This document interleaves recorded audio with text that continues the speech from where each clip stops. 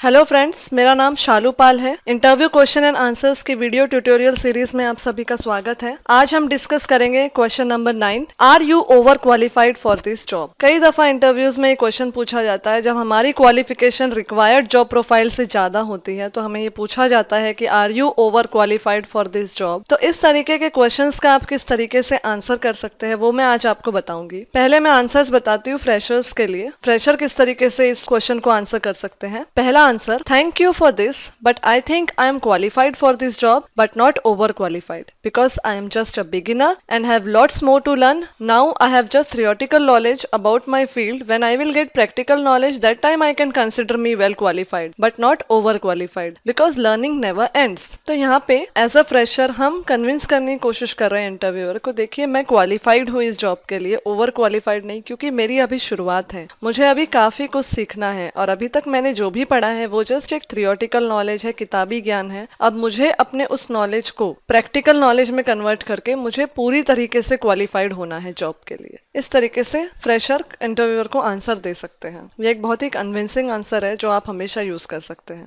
Next answer, sir for this post I may be overqualified as per criteria, but I think my overqualification will definitely helpful for organization as well as for my colleagues to make this organization better and better. तो ये एक short and simple answer है। अगर आप कोई graduate की job apply करने के लिए जा रहे हैं और आपके पास डिग्री पोस्ट ग्रेजुएशन की है तो आप ये बात एक्सेप्ट कर सकते कि यस सर, मैं ओवर क्वालिफाइड हूँ क्राइटेरिया के अकॉर्डिंग, लेकिन मेरा ओवर क्वालिफिकेशन इस ऑर्गेनाइजेशन को हेल्पफुल होगा, कहीं ना कहीं हम इस ऑर्गेनाइजेशन को और बेटर बना सकेंगे। तो इस तरीके से एक छोटा सा आप आंसर दे सकते हैं इंटरव्यूअर को। इस आंसर में आप एक्सेप्ट कर रहे हैं अपने ओवर क्वालिफिकेशन को, बट आप इंटरेस्टेड है अपने ऑर्गेनाइजेशन के बेटरमेंट के लिए। Okay, next answer, no sir, of course not. I don't think I am overqualified for this. I have just only covered the theoretical aspects and a little confidence on practical implementation. So I would like to work up for this post to enhance my key skills and abilities for betterment of the organization. And I think my education suits for this. So I have applied to work on it. तो यहाँ पे देखिए, हम directly interviewer को ये कह रहे हैं कि नो सर, हम ओवर क्वालिफाइड नहीं हैं, हम क्वालिफाइड हैं, क्योंकि हमारे पास थियोरेटिकल नॉलेज है और थोड़ा बहुत प्रैक्टिकल नॉलेज है, जिसको हमें यहाँ पे काम करके सीख के हमें अपनी स्किल्स और एबिलिटीज को डेवलप करना है ताकि हम अपने ऑर्गेनाइजेशन के लिए अच्छा कर सके। एंड हम यहाँ एक्सेप्ट कर रहे हैं कि मेरा एजुकेशन इस जॉब के लिए सूटेबल है, इसीलिए मैंने यहाँ अप्लाई किया है। नेक्स्ट आंसर है फ्रेशर के लिए, sir according to me higher qualification is not a waste of time, it is a investment of time. Whatever extra qualification I have may help the organisation in some or other वे। तो यहाँ पे हमने short way में answer किया कि higher qualification मतलब मैंने अपना टाइम नहीं वेस्ट किया है, मैंने अपना टाइम इन्वेस्ट किया है, अब मेरा ये क्वालिफिकेशन ऑर्गेनाइजेशन के लिए हेल्पफुल भी होगा। तो इस तरीके से 3-4 ऑप्शंस मैंने आपको यहाँ फ्रेशर्स के लिए बताए हैं। आप इसमें से कोई भी ऑप्शन सिलेक्ट कर सकते हैं जो आपको सबसे सुटेबल लगे। नेक्स्ट मैं आंसर्स बताऊंगी एक्सपीरियंस प्रोफेशनल्स के लिए। पहला आंसर है, as you noticed, I have worked at a higher level, but this position is exactly what I am looking for, something challenging but a little less intense so that I can spend more time with my family. अब यहाँ पे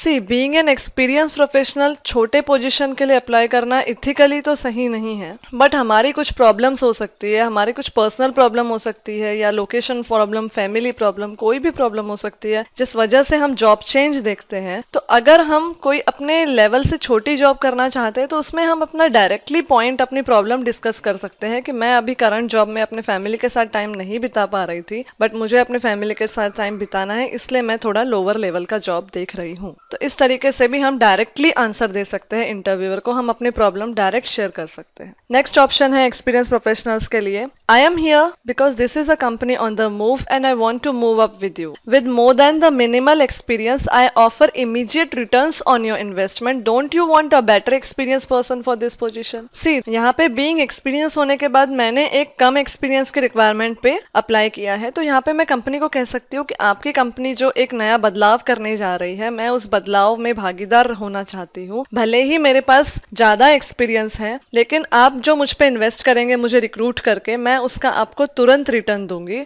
और आपके लिए ये अच्छा होगा, आप इस पोजीशन के लिए ज्यादा एक्सपीरियंस का बंदा रखें। तो इस तरीके से मैंने यहाँ आंसर करने की कोशिश की है, कन्विंस करने की कोशिश की है इंटरव्यूअर को कि मुझे हायर करना उनके लिए कितना फायदेमंद होगा। नेक्स्ट ऑप्शन है एक्सपीरियंस प्रोफेशनल के लिए, my experience will be an asset to the company and will help me to do successful in this position, I will be happy to work in your company. Say in short way, अगर आप being experience होने के बाद आप ज्यादा लंबा चौड़ा explanation या अपना प्रॉब्लम कोई शेयर नहीं करना चाहते हो, तो आप डायरेक्टली बोल सकते हो कि मेरा एक्सपीरियंस कंपनी के लिए फायदेमंद होगा और मेरे लिए भी हेल्पफुल होगा, मैं इस पोजीशन में बहुत अच्छा काम कर पाऊंगी और मुझे खुशी होगी इस कंपनी में काम करने के लिए। तो ये 3 ऑप्शंस मैंने आपको एक्सपीरियंस प्रोफेशनल्स के लिए बताए हैं। आप इन तीनों में से कोई भी ऑप्शन जो आपको सुटेबल लगे आप वो आंसर कर सकते हैं अपने इंटरव्यू में। थैंक यू, आपने मेरा पूरा वीडियो सुना। आप मेरे वीडियो को शेयर कर सकते हैं या आप मेरा यूट्यूब लर्न बाय वॉच का चैनल सब्सक्राइब कर सकते हैं। आप मुझे अपने सुझाव मेल कर सकते हैं shalu@learnbywatch.com पे। आप अगर मेरे कुछ और वीडियो सुनना चाहते हैं तो आप विजिट कर सकते हैं youtube.com/learnbywatch। Thank you.